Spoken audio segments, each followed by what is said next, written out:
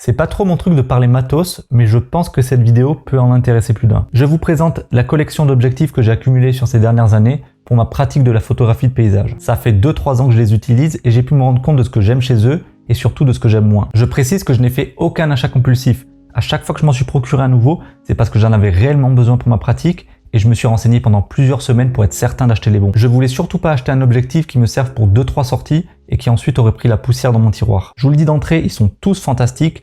Avec chacun d'entre eux, j'ai réalisé des photos extraordinaires. Mais malgré ça, il y a des critères que je n'avais pas pris en compte lors de mes achats et qui me fait regretter d'avoir acheté 2 d'entre eux. Du coup, je fais cette vidéo pour vous partager mon expérience du terrain et les critères personnels que je recherche pour un objectif adapté à de la photo de paysage. Peut-être que vous aurez le même ressenti que moi, ou peut-être qu'au contraire, ce qui moi me dérange ne vous posera absolument aucun problème. Dans les deux cas, j'espère que ça vous aidera à choisir plus facilement vos futurs objectifs. Et on commence par une petite présentation de chacun. Donc de gauche à droite, j'ai un 7,5 mm f2, un 25 mm f1.7, un 12-35 f2.8, un 12-60 f3.5 à f5.6, un 35-100 f2.8 et un 100-300 f4 à f5.6. J'ai donc 2 objectifs à focale fixe et 4 objectifs à zoom, et 4 objectifs à ouverture fixe et 2 à ouverture variable. Je suis sur micro 4/3, donc je vais aussi vous donner la focale équivalente sur plein format pour vous aider à y voir plus clair. C'est tout simple, pour passer de micro 4/3 à plein format, il suffit de multiplier par 2. Donc ça me donne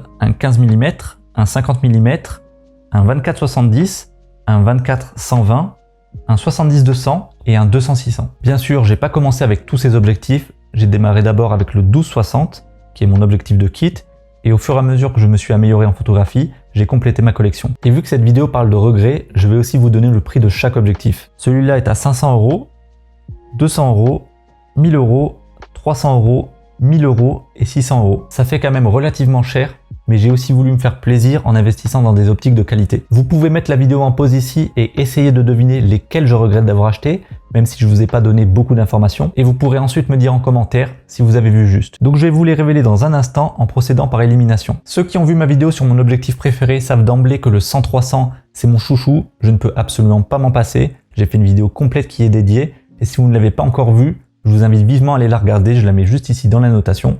Et donc cet objectif, je vais le mettre de côté. Celui-là, c'est mon ultra grand angle. Je m'en sers assez peu en journée parce qu'il n'est pas stabilisé et donc j'ai du mal à faire de belles photos avec sans trépied. Mais quand je prends le temps de me poser pour faire de la photo de nuit, il est fantastique. Ça me permet de capturer une plus grande partie du ciel et comme il a une très grande ouverture de f2, ça me permet de ne pas trop monter la sensibilité ISO et de quand même avoir des images de qualité en pleine nuit. Donc lui aussi, je vais le mettre de côté. Le 25 mm, c'est un classique qu'on retrouve chez pas mal de constructeurs et qui a un rapport qualité-prix assez fou. Je trouve ça vraiment intéressant que la focale soit fixe parce que ça nous incite à beaucoup plus se déplacer dans la scène pour trouver une composition intéressante, mais moi j'utilise surtout pour sa grande ouverture et son bokeh qui permet de détacher le sujet de l'arrière-plan. Alors j'utilise assez peu en paysage, j'ai plus fait du portrait ou de la street photo avec, mais j'ai quand même fait d'excellentes photos de paysage avec et je pense que pour son prix et surtout pour son poids qui est seulement de 125 grammes, c'est un indispensable à avoir dans son sac à dos. Donc celui-là, ce n'est absolument pas un regret. Et enfin, le dernier que je mets de côté, c'est mon 12-60, mon objectif de kit, celui avec lequel j'ai fait mes toutes premières photos de paysage. C'est avec lui que je suis parti au Vietnam quand je démarrais tout juste et que j'ai fait des photos catastrophiques, mais par la suite j'en ai fait de bien meilleures, donc ça compense. Et si je le mets de côté, c'est absolument pas parce que j'y suis attaché, j'ai une raison bien précise et vous allez mieux comprendre quand je vais vous expliquer pourquoi je regrette d'avoir acheté ces deux-là. Et donc les deux derniers qui me restent sont le 12-35 f2.8 et le 35-100 f2.8. Pourtant, parmi les 6 que je vous ai présentés, ce sont les 2 objectifs les plus haut de gamme de ma collection. Ils ont un super piqué, ils ont une ouverture à f2.8 qui permet de créer un joli bokeh, ils ont une excellente qualité d'image et c'est aussi ça qui justifie leur prix. Ces deux-là, je m'en sers encore à chacune de mes sorties parce qu'ils sont vraiment excellents et ils créent des images sublimes, mais il y a d'autres critères qui sont beaucoup trop importants à mes yeux et c'est seulement en les utilisant de manière intensive en montagne que j'ai pu m'en rendre compte. Donc je vais vous présenter tout ça en commençant avec le premier point qui est le poids, l'encombrement et le bokeh. Première chose importante à savoir, c'est qu'un objectif qui possède une ouverture lumineuse, comme par exemple f2.8, possède plus de lentilles et une meilleure qualité de construction qu'un objectif à ouverture variable. Ça veut dire qu'il sera plus lourd, plus encombrant et surtout il va coûter beaucoup plus cher. Donc on va comparer ça avec mes objectifs. Donc j'ai ici mon 35-100 f2.8 et je me suis fait prêter pour la vidéo son équivalent en ouverture variable, le 35-100 f4 à f5.6. Déjà, première chose, on peut voir qu'il est beaucoup plus compact et il est à 230 €, donc à peu près 800 € de moins que son équivalent en ouverture fixe. Mais au-delà du prix, c'est surtout le poids qui est intéressant. 140 grammes pour l'ouverture variable contre 360 pour l'ouverture fixe. Vous allez me dire que 220 grammes de différence pour un objectif, c'est pas énorme et que je chipote pas mal.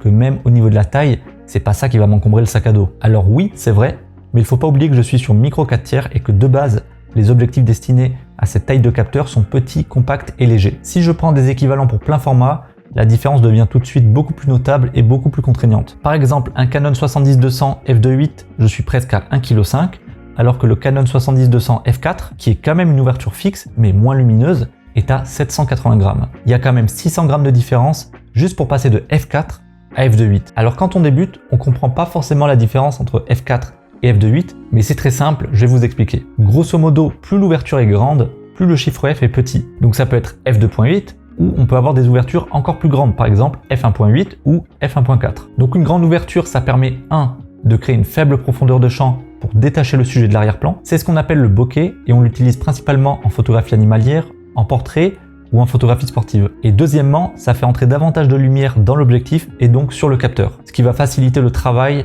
quand on prend des photos dans des conditions de faible luminosité. Par exemple, si vous faites de la photo de concert, c'est indispensable d'avoir une grande ouverture. Donc un objectif qui ouvre à f2.8, ça permet d'être beaucoup plus polyvalent qu'un objectif qui ouvre à f4. Mais si comme moi, vous faites principalement du paysage, vous n'en aurez peut-être pas tant besoin que ça. On peut utiliser le bokeh en paysage, mais que ce soit dans mon travail ou ceux d'autres photographes, ça reste quand même assez occasionnel. Généralement, on cherche à créer l'effet inverse.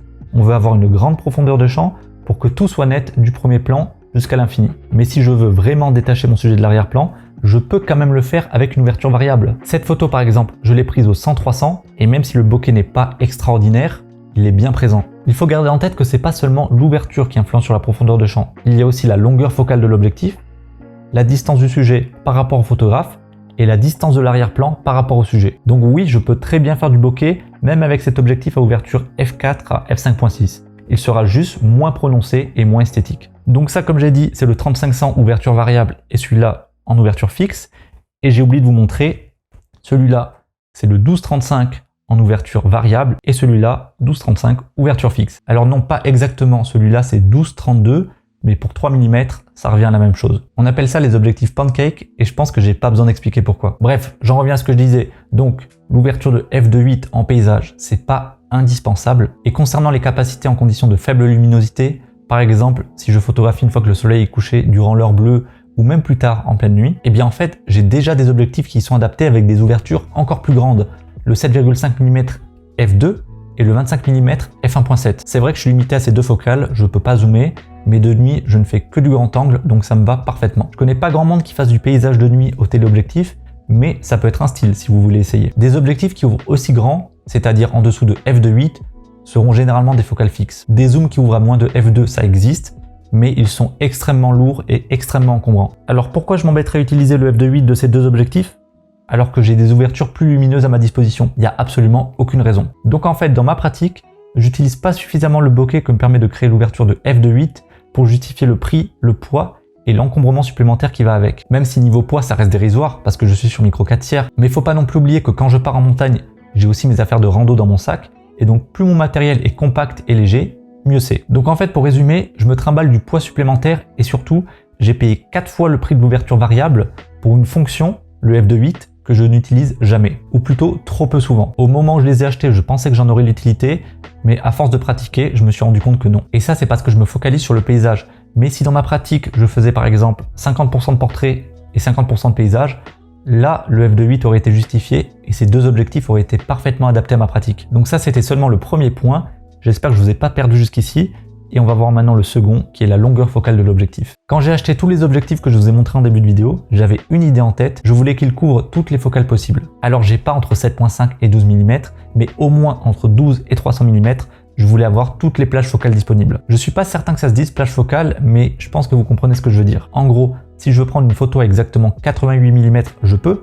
Pareil si je veux prendre une photo à 17 mm ou à 283 mm. Bref, je voulais pas avoir de limitation pour pouvoir recréer exactement l'image de la scène que j'ai en tête. Mais forcément, à force de pratiquer, je me suis rendu compte qu'il y a des focales qui reviennent plus régulièrement que d'autres dans mon travail. Dans mon cas, je photographie beaucoup au téléobjectif, donc entre 100 et 300 mm, mais je fais aussi pas mal de grands angles, on va dire entre 12 et 50 mm. Et je fais beaucoup moins de photos aux alentours de 80 mm, même si ça m'arrive de temps en temps. En fait, le 35-100, je trouve que c'est un format un peu bâtard, entre guillemets. C'est un entre-deux qui ne fait ni vraiment grand angle, ni vraiment téléobjectif, et j'ai du mal à être créatif avec. Donc il y a deux alternatives que j'aurais préféré à cet objectif. Soit rester avec mon 12-60 Et même si j'ai un trou de 40 mm, c'est pas si grave que ça parce que je vais rarement photographier assez focal. 12-60, ça me permet d'être assez flexible et comme je l'ai dit, l'ouverture variable ne me gêne absolument pas. Ou alors, j'aurais préféré réunir le 12-35 et le 35-100 en un seul objectif plus polyvalent. Parce qu'une chose qui m'agace, c'est de constamment changer d'objectif quand je prends une scène en photo. 12-35, ça reste relativement court comme focale,